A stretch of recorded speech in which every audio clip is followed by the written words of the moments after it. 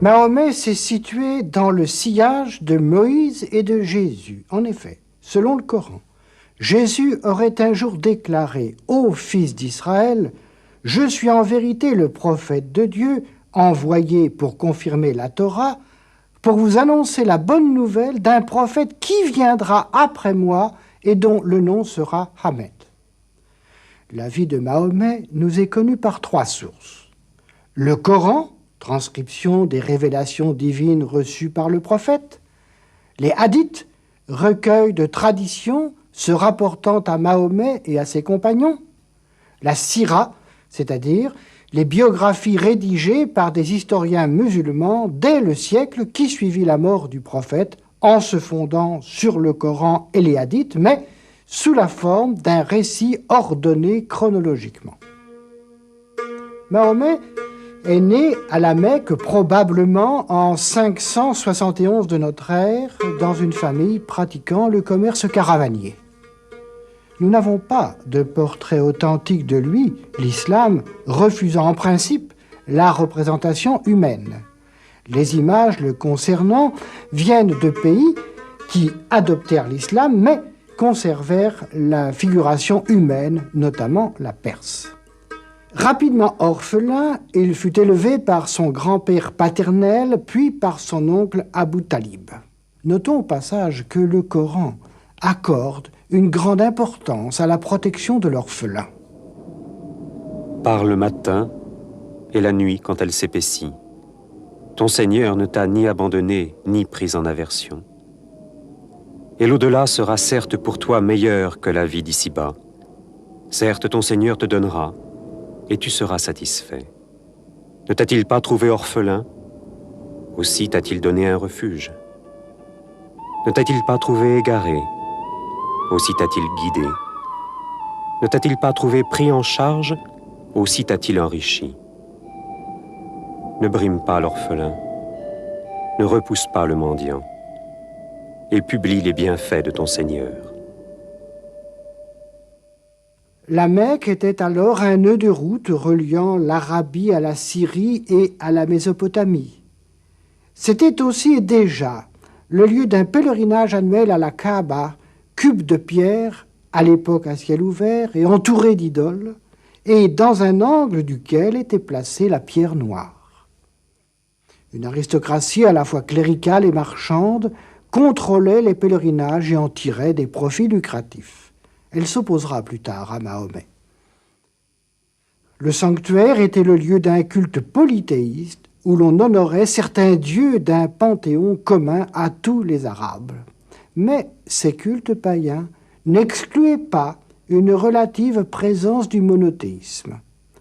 L'Éthiopie chrétienne était voisine et d'autre part, des colonies juives prospères se trouvaient en Arabie, notamment dans la région de l'actuelle Médine. Enfin, existait à l'époque dans la péninsule une certaine attente messianique. Des croyants monothéistes se détournaient des idoles et se souvenaient du Dieu unique attaché au nom d'Abraham. Mahomet eut l'idée géniale de ne pas interdire le pèlerinage Hadj à la pierre noire, mais d'en faire le symbole du retour à la religion d'Abraham. Le jeune Mahomet entra au service d'une riche veuve plus âgée que lui, Khadidja. Il conduisait ses caravanes, devint son homme de confiance, puis son mari. Elle lui donna 3 fils morts en bas âge et 4 filles, dont Fatima qui seule eut une postérité. Mahomet resta fidèle pendant plus de 20 ans à Khadidja, qui le comprit, l'encouragea et le réconforta au cours des épreuves qui accompagnèrent les révélations qui devinrent le Coran. Après la mort de Khadidja en 619, Mahomet eut un harem. Vers 610, il prit l'habitude de se rendre sur le mont Hira, proche de la Mecque, pour prier et méditer. Et c'est là, dans une grotte, qu'il reçut la visite de l'ange Gabriel. Celui-ci tenant un rouleau d'étoffe couvert de signes, lui ordonna « Lis », ou plutôt « récite », car Mahomet ne savait ni lire ni écrire. « Récite au nom du Seigneur qui a créé. Récite, ton Seigneur est le plus généreux. Il a enseigné à l'homme ce que celui-ci ignorait. » Mahomet revint chez lui effrayé, se crut fou ou possédé, il songea même au suicide. C'est Khadidja qui lui redonna confiance et lui fit comprendre qu'il allait être le porte-parole d'Allah. Mahomet s'habitua donc à recevoir les messages divins. Il les répétait à son entourage et les dictait. Cette transcription des révélations a donné le Coran, de l'arabe Quran, qui signifie lecture ou récitation. Elles durèrent tout le reste de la vie du prophète. Les 114 sourates du Coran, c'est-à-dire les chapitres, ne sont pas classés par ordre chronologique. Les plus courtes dans le classement habituel sont les plus anciennes et elles sont à la fin du livre. Pendant 3 ans, Mahomet ne parla de ses révélations qu'à quelques intimes. Puis il reçut d'Allah l'ordre d'une action publique. Ô prophète, fais connaître ce qui est descendu sur toi de la part de ton Seigneur. Si tu ne le fais pas, tu ne t'es pas acquitté de ton message. Précise le bien et le mal selon ce qui t'a été dit, sans avoir peur des païens. Mahomet n'eut d'abord autour de lui que quelques disciples, Khadidja bien sûr, son ami le commerçant Abou Bakr, son oncle Abou Talib qui l'avait élevé. Puis il se mit à prêcher publiquement devant les habitants de la Mecque. Ses premières prédications adjuraient les riches marchands de se soumettre au Dieu unique, de se montrer humbles et justes, de donner une part de leurs biens aux pauvres et aux orphelins, et de redouter le jugement dernier et la fin du monde. Lorsque le soleil sera obscurci, lorsque les étoiles deviendront ternes, lorsque les montagnes seront ébranlées, lorsque les chamelles pleines seront négligées, lorsque les animaux sauvages seront rassemblés, lorsque les mers seront portées à ébullition, lorsque les âmes réintégreront les corps, lorsque la fillette enterrée vivante sera interrogée sur le crime qu'elle a pu commettre pour être tuée, lorsque les écrits seront dépliés, lorsque le ciel sera tiré, lorsque la fournaise sera attisée, lorsque le paradis sera rapproché, toute âme saura ce qu'elle aura accompli. Il opéra quelques conversions dans des familles influentes. En revanche, il suscita l'hostilité grandissante de la plupart des tribus dirigeantes de la Mecque. Sa morale sociale et sa lutte contre les idoles païennes bouleversaient l'équilibre des clans et les dirigeants de la ville. Aussi, en 615, conseilla-t-il à ses fidèles, les muslims, ceux qui remettent leur âme à Dieu, les musulmans, de se réfugier dans l'Abyssinie chrétienne. La situation personnelle de Mahomet s'aggrava en 619 par la mort de Khadidja et celle d'Abou Talib. Il songea donc désormais à quitter la Mecque. Lors du pèlerinage à la Kaaba de 620, il prit contact avec les Arabes de Yathrib, ville oasis située à 340 km au nord-est de la Mecque, et provoqua chez eux un mouvement de conversion. Bientôt, il prit la décision de s'en aller à Yathrib, où des hommes influents voulaient s'appuyer sur son autorité morale. Après avoir échappé à un attentat, Mahomet, accompagné de son ami Abou Bakr et précédé de 70 personnes, partit pour Yathrib le 16 juillet 622. Cette migration légère est devenue le début de l'ère islamique.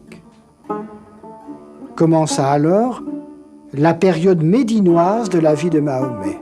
Yathrib devint Médine, la ville du prophète, qui y assit son pouvoir à la fois comme chef religieux et comme arbitre des factions. La première mosquée y fut construite au centre de la ville. Les sourates mécoises du Coran portaient essentiellement sur la doctrine et la morale.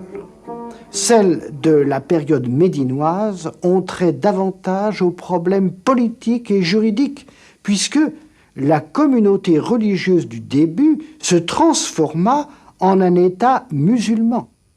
Médine et sa région comptait plusieurs tribus juives et arabes judaïsées. Elles jugèrent bientôt Mahomet dangereux et s'opposèrent à lui. Alors qu'il s'était d'abord appuyé sur elles, il rompit désormais avec elles et proclama bien haut que c'est lui qui continuait l'œuvre d'Abraham, père de la Hanif, la religion pure.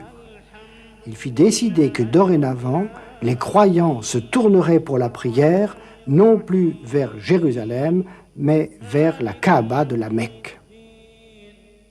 Jérusalem resta toutefois la seconde ville de l'islam, où sera construite plus tard la mosquée du Rocher d'Omar. Maître de Médine, Mahomet dut mener 74 expéditions et razzias pour lutter contre les Mécois, pour se rallier les nomades et pour unifier les Arabes.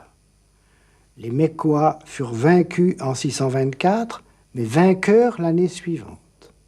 En 627, ils entreprirent le siège de Médine, mais échouèrent. Dès lors, ils se divisèrent et ils se soumirent.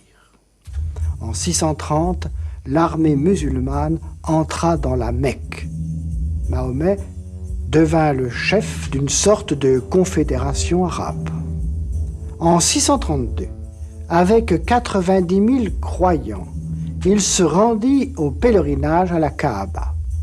Bien que déjà malade, il se fit transporter sur la montagne voisine d'Arafat et y donna un sermon qui, pour les musulmans, représente un message d'adieu.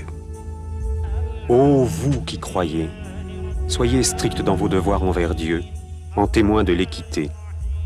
Que la haine d'un peuple ne vous incite point à user d'injustice. Soyez justes, car cela est très près de la véritable piété. Craignez Dieu, car Dieu est parfaitement au courant de vos actes. Dieu a promis à ceux qui croient et accomplissent de bonnes œuvres son pardon et une magnifique rétribution. Il résumait là les obligations du croyant. Rentré à Médine, il y mourut le 8 juin 632, il y est enterré. Mahomet avait appelé islam, c'est-à-dire soumission à Dieu, la religion qu'il prêchait, les musulmans étant ceux qui acceptent la révélation finale de Dieu faite à l'humanité par l'intermédiaire du prophète. Celui-ci prêcha un monothéisme rigoureux et enseigna que la souveraineté appartient à Dieu seul. Toutes choses doivent lui être soumises au spirituel comme au temporel. La fonction du chef de la communauté, le calife, c'est-à-dire le lieutenant ou successeur du prophète, est d'appliquer la volonté divine aidé par les fidèles qui doivent étendre le respect d'Allah à l'humanité entière. C'est enflammé par cette conviction que les musulmans, malgré les graves conflits internes qui déchirèrent l'islam durant les 120 premières années, bouleversèrent très rapidement la géographie politique et religieuse du monde alors connu. Mahomet nous apparaît à l'évidence comme un personnage d'une stature exceptionnelle. Il a remué des armées, des législations, des empires, des peuples, des dynasties, des millions d'hommes sur un tiers de globe habité. Mais il a remué de plus des autels, des dieux, des religions, des idées, des âmes. Il a fondé sur un livre dont chaque lettre est devenue loi, une nationalité spirituelle qui englobe des peuples de toute langue et de toute race. Et il a inspiré pour caractère indélébile de cette nationalité musulmane la haine des faux dieux et la passion du Dieu un et immatériel. C'est Lamartine qui a écrit cela au siècle dernier.